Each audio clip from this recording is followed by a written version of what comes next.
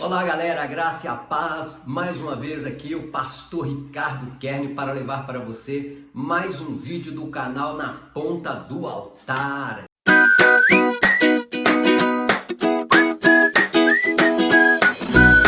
Que bênção maravilhosa estar com você e por você estar aí assistindo esse vídeo.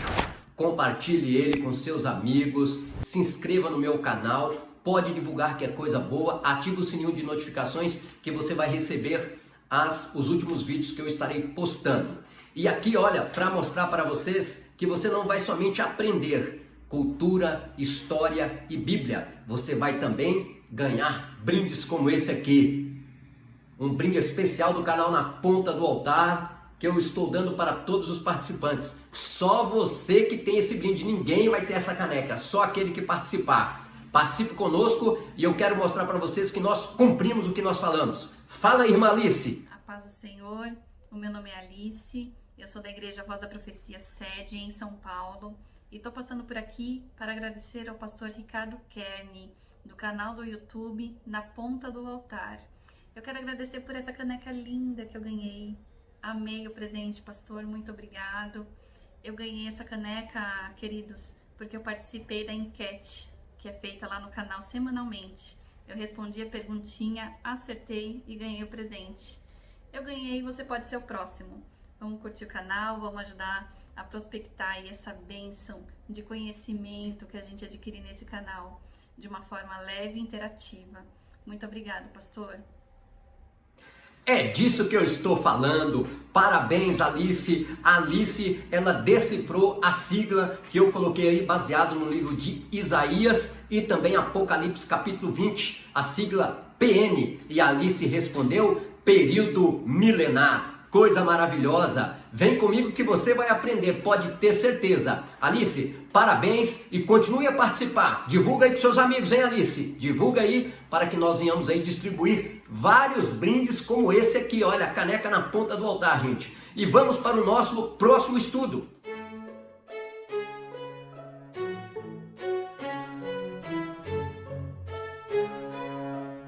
Eu estou falando sobre a Reforma Protestante.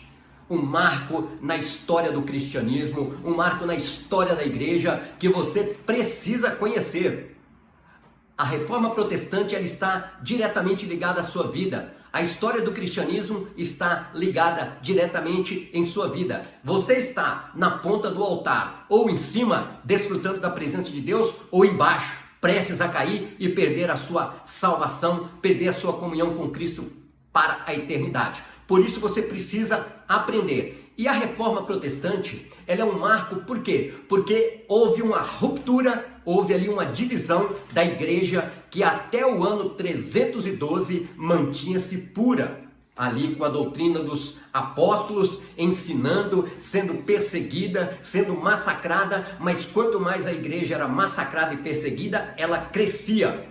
Vai entrar ali o Constantino e vai unir a igreja com o Estado. O imperador Constantino, no ano 312, depois de Cristo, ele entra e ele une a igreja com o Estado e a igreja ela vai se corromper. E até hoje a igreja, que era para ter sido pura, ela se corrompeu até o ano de 1517. Para que você lembre e para que você guarde, até o ano de 1517 não existia outra igreja, era somente a Igreja Católica Romana.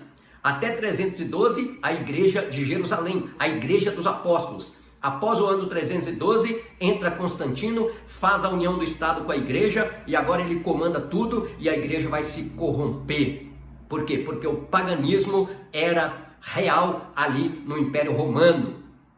E a igreja, ela vai se misturar com o Estado e vai se corromper até que em 1517, oh glória a Deus, Martinho Lutero, ele vai se levantar e vai ali pregar as suas 95 teses ali no castelo de Wittenberg, na Alemanha, e vai desencadear a Reforma Protestante.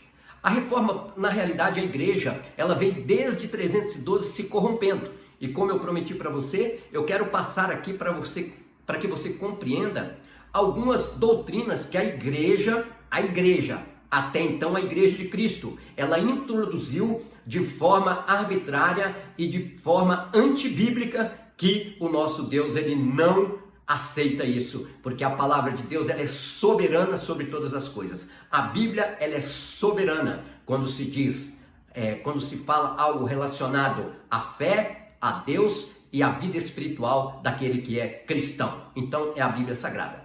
E eu quero elencar para você aqui algumas. E no final eu vou deixar a pergunta para você, hein? O próximo desafio. Então presta atenção em algumas doutrinas que foram aí incluídas pela Igreja Católica, que atrapalhou muito o andar da igreja no decorrer dos séculos. Antes de falar sobre esses pontos aqui que eu quero mostrar para você, que divergem da palavra de Deus, eu quero dizer para você que o nome da igreja é Igreja Católica Romana, Igreja Católica Apostólica e Romana. Igreja, tá certo? Católica, tá certo que a palavra católica é universal, Igreja Universal dos Apóstolos, mas quando Constantino ele coloca romana, ele desintegra a igreja, ele tira a característica da igreja. Então a igreja agora ela é romana, ela não é mais a igreja de Cristo e ela vai se corromper, né? Durante esses 1500 aí do ano 312 até o ano de 1517, ela se corrompeu até desencadear a reforma protestante. E eu quero falar de alguns pontos aqui muito importantes que você precisa entender e compreender. Porque olha, se tem algo que diz relacionado à sua vida em todas as áreas, é a palavra de Deus. É a verdade histórica dos acontecimentos. E aqui nós não vamos entrar em Bíblia, nós vamos falar da história. É a história. Vou mostrar para vocês. Ali, no ano 375 depois de Cristo, foi instituída a veneração aos santos, aos anjos e às imagens. A Bíblia é muito clara a isso. Se você quiser conferir, vai no Salmo 115, entre outras passagens, Êxodo capítulo 20, que vai falar fortemente sobre isso. Paulo, Pedro, todos os apóstolos também falam sobre isso. João também fala. Ali também nós vamos ver mais um ponto aqui no ano 500 depois de Cristo. É depois de Cristo, hein?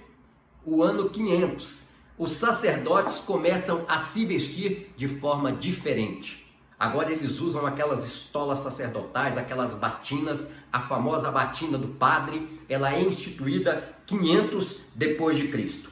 No ano 573, o Papa Gregório, Gregório I, ele estabelece a doutrina do purgatório. O que é a doutrina do purgatório? Agora a pessoa ela não vai direto para o inferno, ela vai para o purgatório, para lá ela purgar os seus pecados, anulando o sacrifício de Jesus na cruz. Porque a Bíblia, ela diz que é somente pelo sangue de Jesus que nós temos os nossos pecados purificados. Nós não precisamos e nem vamos para purgatório nenhum, porque o purgatório é um dogma da igreja, que até então era a igreja de Cristo. Preste atenção como ela vai se desintegrar, como ela vai perder a sua forma e como há a necessidade da reforma. E vamos continuar aqui, No ano 593, eu disse que o Papa Gregório, ele vai estabelecer a doutrina do purgatório, 593. No ano 600 a.C., o latim ele é instituído. Agora, todas as celebrações religiosas do cristianismo, ela tem que ser feita em latim. Imagina o latim, irmãos. Para quem não sabia a língua, não importava onde quer que a pessoa estava, os padres, os sacerdotes, eles só podiam celebrar a missa em latim. Por que isso? Pense, por quê? No ano 998 depois de Cristo, o Papa João XV, ele ordena a canonização dos santos. O que é a canonização dos santos? É a santificação deles pela igreja. Agora, esses homens que são canonizados, eles têm poder de interceder pelas pessoas que estão aqui na terra. Eles não podem interceder porque eles estão mortos esperando o juízo final. A Bíblia diz em Hebreus que ao homem está ordenado morrer uma vez e após isso vem o juízo eterno. Então, todos estão aguardando o juízo. Alguns em um lugar bom e outros em um lugar já de tormento. Tá certo?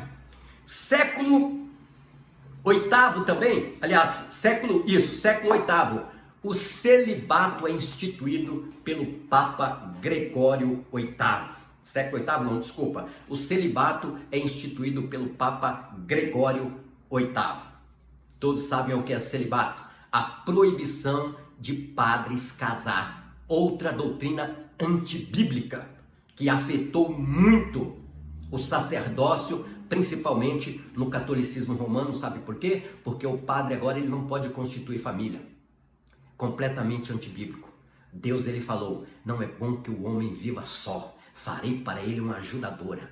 Glória a Deus. E outra, Pedro era casado. Como consideram Pedro como o primeiro papa, então todos podem casar porque Pedro era casado. A Bíblia diz que ele tinha uma sogra. Se ele tinha uma sogra, com certeza ele tinha uma mulher. Não é verdade? Então tá aí mais uma coisa que a igreja ela vai impor.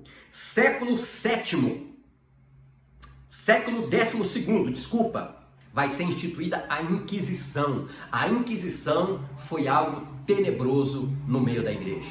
Foi algo terrível no meio da igreja, onde agora a igreja não era mais caçada. Agora é a igreja que começa a caçar, a matar velhos, homens, mulheres e crianças, promovendo infanticídio, promovendo carnificina, porque as pessoas não queriam seguir os dogmas, as orientações da igreja.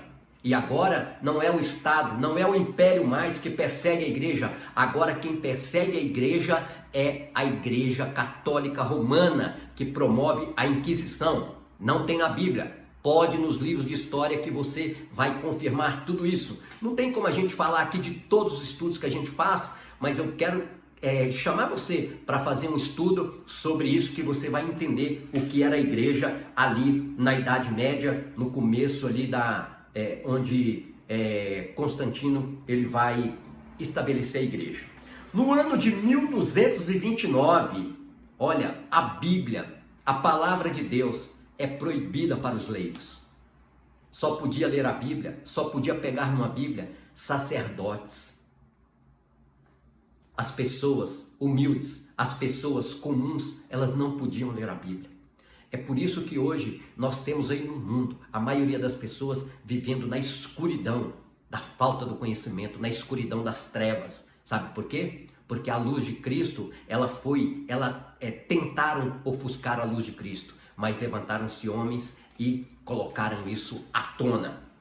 E outra, irmãos, a mais horrenda delas, uma das piores de todas, o Papa no século XVI, o Papa Leão X, ele agora vai ter um projeto ambicioso, construir a Basílica de São Pedro em Roma. Uma curiosidade aqui para você.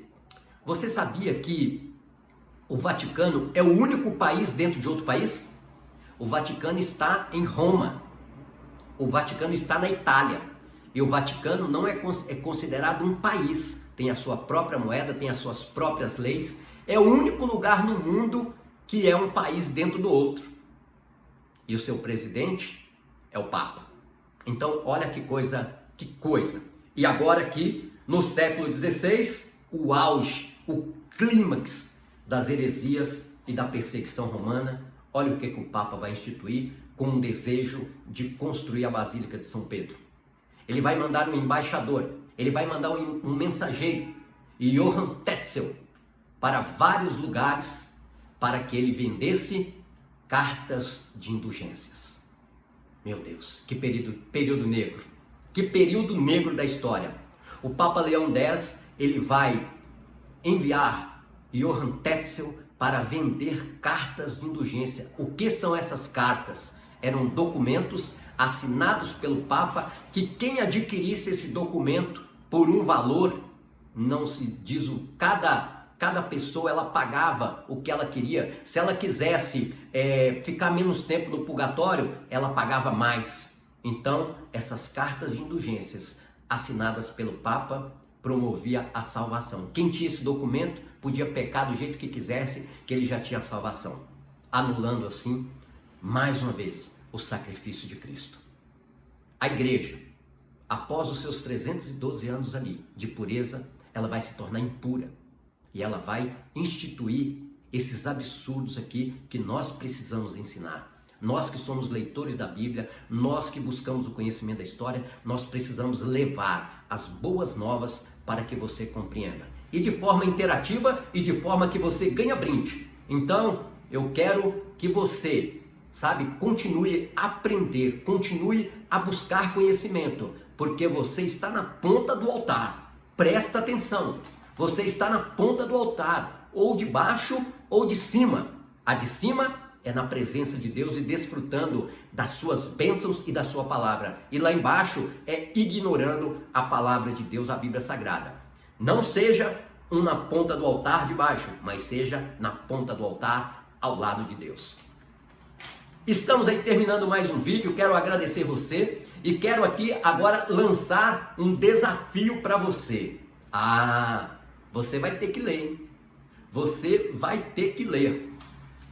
Em que ano e qual Papa que instituiu o celibato? Em qual ano e qual Papa instituiu o celibato? E em qual concílio isso foi definido? Está aí a resposta. O primeiro que responder essa pergunta, ele vai ganhar este brinde. Uma caneca do canal Na Ponta do Altar. Que Deus abençoe sua vida. Que você continue aí a divulgar e a participar das nossas enquetes aí, que você vai ser abençoado. Um grande abraço, um beijo no seu coração do pastor Ricardo Kern, e você está na ponta do altar.